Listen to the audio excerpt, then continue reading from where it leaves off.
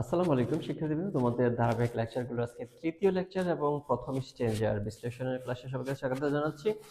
আমরা এই যে দ্য ক্যানোনাইজেশন এই কবিতাটি আমরা কিন্তু আগে জেনে এসেছি। ক্যানোনাইজ শব্দটা হচ্ছে ভার্ব এবং তার সাথে ATION যোগ করে কিন্তু এটাকে বানানো হয়েছে নাউন।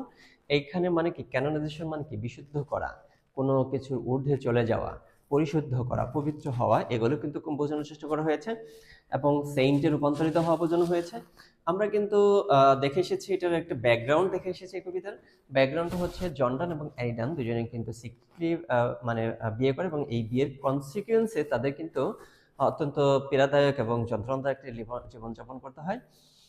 আমরা দেখেছি জনডানকে কিন্তু জেলখানায় যেতে হয়েছে। এইসব কারণে তার পাড়া প্রতিবেশী বন্ধু বান্ধব অনেকেই কিন্তু তার সাথে কি করতো, মানে এই বিষয়গুলো নিয়ে ক্রিটিসাইজ করতে থাকে। এই যে ক্রিটিসাইজের একটি পর্যায়ে কিন্তু সে ধরো হচ্ছে বন্ধুদের সাথে বসেছে একটি জায়গায়। এই যে দেখো আমি দেখাচ্ছি এখানে বন্ধুদের সাথে। It is scandalous. For God's sake, hold your tongues and let me love. Why analyze my life? You abandon all prospects, Master. It is scandalous. কেমন একটা অ্যাটমসফিয়ারে আমাদের কবিতাটা শুরু হয়েছে। এই দেখো, ফর গড সেক, সৃষ্টি করতে দোহাই লাগে।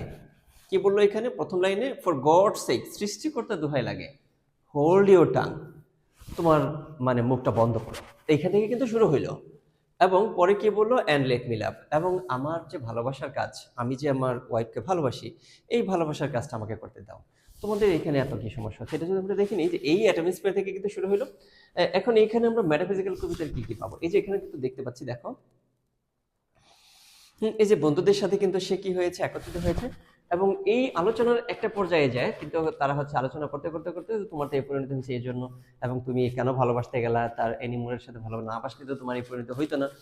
এই যে এইসব এই অ্যাটমসফিয়ারটা কিন্তু তৈরি হলো, ক্রিটিকরা কিন্তু এখানে এসেছে এবং সে রাগান্বিত হয়ে এই যে তার কাছে যা কিছু ছিল ছুড়ে টুড়ে ফেলে দিয়েছে, কিন্তু ছুড়ে ফেলে টেলে দিয়া বইটি ফেলে দিয়া রাগান্বিত কিন্তু হয়ে গেছে। রাগান্বিত অবস্থায় পরে কিন্তু সে বলছে ফর গডস সেক, সৃষ্টি করতে দোহাই লাগে, হোল্ড ইউর টাং, তোমার মুখগুলো এখন বন্ধ করো, তোমাদের মুখগুলো বন্ধ করো, অ্যান্ড লেট মি লাভ, আমাকে ভালোবাসতে দাও, আমার ভালোবাসার কাজ আমাকে করতে দাও, এতে তোমাদের তো কোনো লস হচ্ছে না, ক্ষতি হচ্ছে না, তোমাদের এটাও কি মানে সমস্যা হচ্ছে এখানে। এই দেখো আমরা কেমন একটি জায়গায় আমরা কবিতাটি শুরু করলাম। এটা কিন্তু ধরো হচ্ছে তোমার সাথে দেখা হলো বা ক্রেডিটের সাথে দেখা হলো, সাথে সাথে কিন্তু বললো না তোমাদের মুখগুলো বন্ধ করো। তার মানে কি মিডল অফ দ্য কনভারসেশনে কিন্তু আমাদের এই কবিতাটা শুরু হয়েছে। মানে কনভারসেশনে কিন্তু আরো অনেক অংশ চলে গিয়েছে, জাস্ট এখানে হচ্ছে রাগান্বিত হয়ে যখন কথা বলা শুরু করেছে তখন থেকে কিন্তু কবিতাটা শুরু হয়েছে। আবার দেখো এই কবিতার বিষয়টা হচ্ছে লাভ বা ভালোবাসা।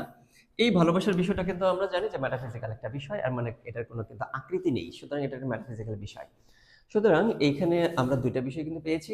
এখানে দেখছি যে আর্গুমেন্ট দিয়েই শুরু হয়েছে, সুতরাং মেটাফিজিক্যাল কবিতার আরেকটি বৈশিষ্ট্য আমরা দেখেছি, আর্গুমেন্ট বা কনভারসেশনাল টিউন। এই যে এইখানে আরো মানে কানজিট এবং উইট, এটা এখনো পাইনি, আমরা পরবর্তীতে পাবো। তাহলে প্রথম লাইনে কিন্তু তিনটা বৈশিষ্ট্য, মেটাফিজিক্যাল কবিতার তিনটি বৈশিষ্ট্য আমরা পেয়ে গেছি। বিমূর্ত বিষয়, মিডল অফ দ্য কনভারসেশনে শুরু হয়েছে, আর্গুমেন্ট চলছে। আচ্ছা দেখি এরপরে কি বললো?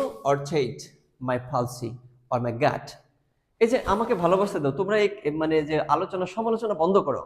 আচ্ছা তোমরা যদি সমালোচনা তোমাদের মুখ থেকে বন্ধ নাই হয় তাহলে তোমরা এক কাজ করতে পারো, এই যে আমার যে কাঁপুনি রোগ আছে, মাঝে মাঝে আমার শরীর কেঁপে ওঠে, তার মানে হচ্ছে মৃগী রোগ আছে, এটা নিয়ে তুমি আমাকে তিরস্কার করো, হয়তো কোনো সমস্যা নেই। আমার শরীরের বিভিন্ন জায়গায় ব্যথা ট্যাথা অনুভব হয়, এটা নিয়ে আলোচনা করো, যে তোমার তো শারীরিক একটু অসুবিধা আছে, তুমি তো অসুস্থ, এটা নিয়ে বলো, কোনো সমস্যা নেই, কিন্তু আমার ভালোবাসা নিয়ে কোনো কথা বলবা না। এটা কিন্তু সে স্পষ্টভাবে রাগান্বিত হয়ে বলা শুরু করে দিল। আমরা কিন্তু সেটা দেখে এসেছি যে সে কিন্তু রাগান্বিত হয়ে তার মানে ক্রিটিকদের সাথে কথা বলা শুরু করেছে। My 5 grey hair or ruined fortune flout, তুমি আরো উপহাস করতে পারো যে আমার এই যে চুলগুলো, এই যে চুল পেকে যাচ্ছে, আমার মাথার চুলগুলো পেকে যাচ্ছে, এটা নিয়ে তুমি উপহাস করো, তোমার চুল পেকে যাচ্ছে, বৃদ্ধ হয়ে যাচ্ছ, এটা নিয়ে উপহাস করতে পারো, কোনো সমস্যা নেই। অথবা আমি যে আমার যে মানে আমার যে ভবিষ্যৎটা যে একদম ধ্বংস করে ফেলেছি, এটা নিয়ে উপহাস করো, কোনো সমস্যা নেই, এটা নিয়ে ফ্লার্ট করো। আমি আমার ভবিষ্যৎ যে ছিল, আমার সেই ভবিষ্যৎটা নষ্ট হয়ে গেছে, এটা নিয়ে ফ্ল্যাট করতে পারো, এই সব নিয়ে করতে পারো, কিন্তু আমার ভালোবাসা নিয়ে কোনো কোনো কথা বলবা না। With wealth you state your mind with arts, তুমি একটু তোমার দেখো ওয়েলথ ইউর স্টেট, তুমি একটু তোমার নিজেকে সমৃদ্ধ করো, আমার পেছনে লাইগা না থেকে তুমি তোমার নিজেকে সমৃদ্ধ করো। তোমার পিছনে একটু সময় দাও, তাতে তোমার কি হবে, লাভ হবে। আর তোমার মনটাকে একটু ইমপ্রুভ করো, এই যে তোমার মন মানসিকতা এবং তোমার কাজ, শিক্ষা, জ্ঞান, গর্ব, জ্ঞান, এগুলো একটু বৃদ্ধি করো। শিক্ষা দীক্ষা নাও, একটু জ্ঞান বৃদ্ধি করো, একটু জ্ঞানী হও, তোমার নিজেকে ইমপ্রুভ করো। আমার পিছনে লাগে না থেকে আমার ভালো যা করার তোমার দরকার নেই, তোমার ভালো তুমি করার চেষ্টা করো। এটা কি দিচ্ছে, পরামর্শ দিচ্ছে। দেখো মিডল অফ দ্য কনভারসেশনে আমরা দেখতে পাচ্ছি take your course, take a course, একটা কোর্স করো। কোর্স করো বলতে তুমি একটা সার্টিফিকেট নাও, অন্তর হচ্ছে একটু লেখাপড়া করো, লেখাপড়া করে একটা সার্টিফিকেট নাও, সার্টিফিকেট নিলে তুমি কি করতে পারবা, একটা চাকরি করতে পারবা, গেট ইউর প্লেস। এবং তুমি এগুলো কইরা তুমি একটা পদবি নাও, পদবি নাও এবং একটা পদ নাও, এবং তুমি একটা চাকরি নাও, চাকরি নিলে তোমার একটু সুবিধা হবে। তুমি এগুলো করতে পারো, তুমি, তোমার কোনো সমস্যা নেই। অবজার্ভ হিজ অনার, অথবা রাজার কাছে যাও, রাজার কাছে দেখা সে কত সম্মানিত, এই সম্মানটা সে একটু অবজার্ভ করে দেখো। হিজ গ্রেস, তার মর্যাদা কত বড় দেখো, এরকম মর্যাদাশীল হওয়ার চেষ্টা করো। Or the king's real or his stamps face, অথবা এই যে রাজার যে মুদ্রা আছে, রাজার মুদ্রা, স্বর্ণ মুদ্রা, এই দেখো স্বর্ণ মুদ্রার কথা বলছে, এই যে রাজার স্টাম্প ফেস, যে রাজার যে মুদ্রাগুলো আছে, স্বর্ণ মুদ্রা অর্জন করো। এই স্বর্ণ মুদ্রা অর্জন করলে কি হবে, মানে এর মানে কি, একটু ব্যবসা বাণিজ্য করো, ব্যবসা বাণিজ্য করলে কিছু স্বর্ণ মুদ্রা অর্জন করতে পারবে। এতে কি হবে, এতে হচ্ছে তোমার একটু সমৃদ্ধ হবে, সমৃদ্ধি বাড়বে। এরপরে হচ্ছে দেখো এই সিস্টেমস ফেস, কন্টেমপ্লেট, এগুলো চিন্তা, একটু ধ্যান করো, নিজেকে একটু ইমপ্রুভ করার জন্য। যদি তুমি মনে করো না ব্যবসা বাণিজ্য করবো না, তাহলে একটু ধ্যান করো, ধ্যান করলেও তোমার হচ্ছে মনের ইমপ্রুভ ঘটবে। এরপর দেখো এরপরে দেখি হোয়াট ইউ উইল অ্যাপ্রুভ, তুমি যা খুশি তাই করো। এখানে কিন্তু অনেকগুলো পরামর্শ দিল, তুমি হচ্ছে একটু কোর্স করো, না হলে একটু ধ্যান করো, না হলে তুমি হচ্ছে ব্যবসা করো, তা নাহলে একটু কোর্স করো, একটা পজিশন নাও, তোমার মনের উন্নতি ঘটাও। এগুলো কিন্তু অনেকগুলো পরামর্শ দিল, তুমি এগুলো করো, এগুলো করো, এগুলো করো, এগুলোর পিছনে লেগে থাকো। তুমি আমার পিছনে লেগে রয়েছো কেন, আমার পিছনে লেগে থেকে তো তোমার কোনো লাভ নাই। So you will let me love, সুতরাং তুমি যা খুশি তাই করতে পারো, এগুলো সবই তুমি অনুমোদিত, এগুলো তোমার জন্য অ্যাপ্রুভ আছে, এগুলোতে কোনো বাধা নাই। কিন্তু শুধুমাত্র আমাকে একটু ভালোবাসতে দাও, আমি তো শুধু ভালোবাসতেই আছি, এর বেশি তো আমি কিছু করছি না। সুতরাং তোমার কেন এত মাথা ব্যথা এই বিষয়টা নিয়ে। আচ্ছা, আমরা প্রথম স্ট্যান্জারে দেখলাম, প্রথম স্ট্যান্জারে একটু আমরা দেখার চেষ্টা করি যে কয়টি লাইন আছে, 1 2 3 4 5 6 7 8 9।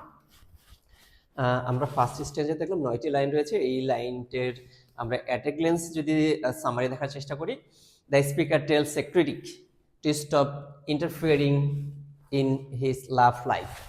এই যে ক্রিটিক যারা আছে এদেরকে কিন্তু বললো যে তুমি একটু থামো, আমার ভালোবাসার জীবন নিয়ে কোনো হস্তক্ষেপ করবে না, আমি যে অ্যানিমোরকে ভালোবাসি সেই অ্যানিমোর নিয়ে তুমি কোনো কথা বলবে না, অন্য কোনো বিষয় নিয়ে কথা বলাতে কোনো সমস্যা নেই।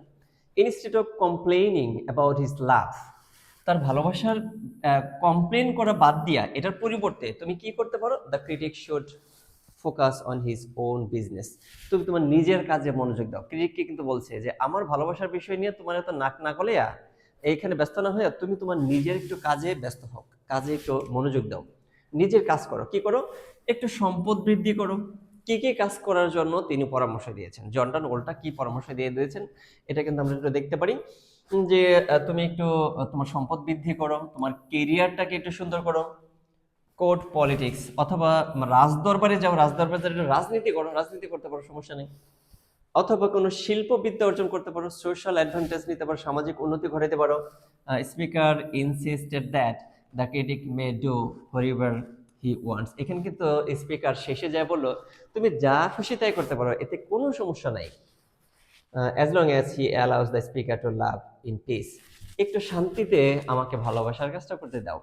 এই যে এই চমৎকার একটা স্ট্যান্ডার্ড বিগিনিং স্ট্যান্ডারটা আমরা দেখলাম, আশা করি তোমরা এই স্ট্যান্ডারটা বুঝতে পেরেছো। এবং এই স্ট্যান্ডায় স্পিকার কিন্তু শুরু করেছে প্রথম থেকে, এবং এই যে কনভারসেশনটা করলো, এবং কনভারসেশনে আমরা দেখেছি মাঝামাঝি শুরু করেছে এবং রাগান্বিতভাবে শুরু করেছে, এবং এখানে কিন্তু নিজে মানে বলছে যে দয়া করে তোমার মুখটা থামো এবং আমাকে ভালোবাসতে দাও। ক্রিটিককে কিন্তু পরামর্শ দিয়েছে, এবং একই সাথে ক্রিটিককে বলেছে যে তুমি দয়া করে তোমার কাজগুলো করো, তোমার নিজের ইমপ্রুভ ঘটাও, আমাকে নিয়ে তোমার এত চিন্তা করতে হবে না। এই পরামর্শগুলো দিয়ে কিন্তু এই কবিতার লাইনটা শুরু হলো এবং কবিতার স্ট্যান্ডারটা শুরু হলো। 5টি স্ট্যান্জার, একটি স্ট্যান্জা আমরা আজকে শেষ করলাম এই লেকচারে, এবং ঠিক এর পরের লেকচারে আমরা দ্বিতীয় স্ট্যান্জাটি নিয়ে আলোচনা করব। আশা করি তোমরা সেই লেকচারটিতে মনোযোগ দিয়ে অংশগ্রহণ করবে এবং তোমার বন্ধুদেরকেও লঙ্গলের সাথে সম্পৃক্ত করবে। ধন্যবাদ সবাইকে এই লেকচারটি দেখার জন্য।